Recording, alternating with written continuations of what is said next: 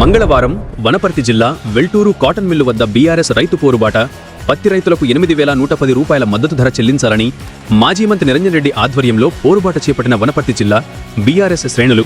ఈ సందర్భంగా మాజీ మంత్రి మాట్లాడుతూ కేంద్ర రాష్ట్ర ప్రభుత్వాల నిర్లక్ష్యం వల్ల పత్తి పంట సాగు చేసిన రైతులు తీవ్రంగా నష్టపోయి రోడ్డున ఎక్కుతున్నారని ఆగ్రహం వ్యక్తం చేశారు.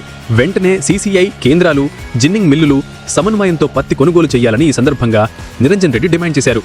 ఈ కార్యక్రమంలో మాజీ మంత్రి నిరంజన్ రెడ్డి, రైతు సమితి మాజీ అధ్యక్షుడు జగదీశ్వర్ రెడ్డి, రఘుపతి, నందిమల్ల అశోక్, వేణు యాదవ్, రాములు, మాణిక్యం, రఘువర్ధన్, జోయం, రాము రైతులు తదితరులు పెద్ద సంఖ్యలో పాల్గొన్నారు. కేంద్ర ప్రభుత్వం సీసీఐ పెట్టినటువంటి నిబంధనల మేరకు తలతోకలేనటువంటి నిబంధనలు పెట్టడం జరిగింది. రైతు 1 ఎకరాకు 7 క్వింటాల కంటే మించి సీసీఐ కొనుగోలు చేయదు అని పెట్టింది. దాని అర్థమైంది రైతులు ఎక్కువ పండియకూడదా, లేకుంటే పంట పండించడం నేరమ్మా?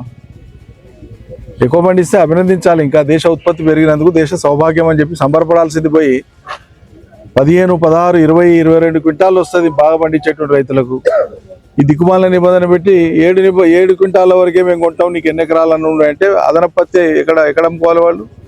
మళ్ళీ దళారుల దగ్గరికి పోవాలి. అంటే కేంద్ర ప్రభుత్వం చేస్తున్న పని ఏందన్నట్లు, కొనుగోలు కేంద్రాలు పేరుకే పెడుతున్నాం, మేము కొంతే కొంటాం, మిగతాయి కొన్నాం, అనేక కొరీలు పెట్టి ఏదో రకంగా మళ్ళీ ప్రైవేట్ మార్కెట్కే దళారుల వద్దకే రైతాంగాన్ని పంపించే ప్రయత్నం చేస్తున్నామని చెప్పడమే.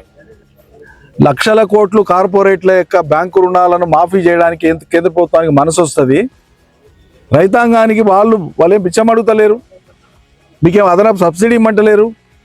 కేంద్ర ప్రభుత్వం ప్రకటించినటువంటి ఎంఎస్పి కనీస మద్దతు ధరకు మా పంటను కొనమంటున్నారు, అంతే రైతులు చెప్పేది. దీన్ని ప్రశ్నించడానికి చిత్తశుద్ధి లేదు, అవగాహన లేదు, ఆ సోగి లేదు రాష్ట్ర ప్రభుత్వానికి. అసలు ఈ సర్కారు వచ్చినాక రైతులు ఎప్పుడైనా ప్రశాంతంగా ఉన్నారా? పంట పండియానికి ఒక కష్టం, పండించిన పంటను అమ్ముకోనికే ఇంకో కష్టం. మీరు ఇచ్చిన వాగ్దానం నెరవేరక ఒక కష్టపడితే మీరు చెప్పేటువంటి మాయ మాటలతోనే మోసపోయి ఇంకో కష్టం. ఇవాళ బీఆర్ఎస్ పార్టీ తరఫున పోరుబాట పట్టడం జరిగింది, పత్తి కొనుగోలు కేంద్రాల వద్దకు రావడం జరిగింది. కేంద్ర రాష్ట్ర ప్రభుత్వాలు చెల్లించాలి, స్పందించాలి, ముందుకు రావాలి, పరిష్కారం చేసుకోవాలి. రైతులను ఇంకా ఎదురుచూపు పెట్టడం అనేటువంటిది కరెక్ట్ కాదు.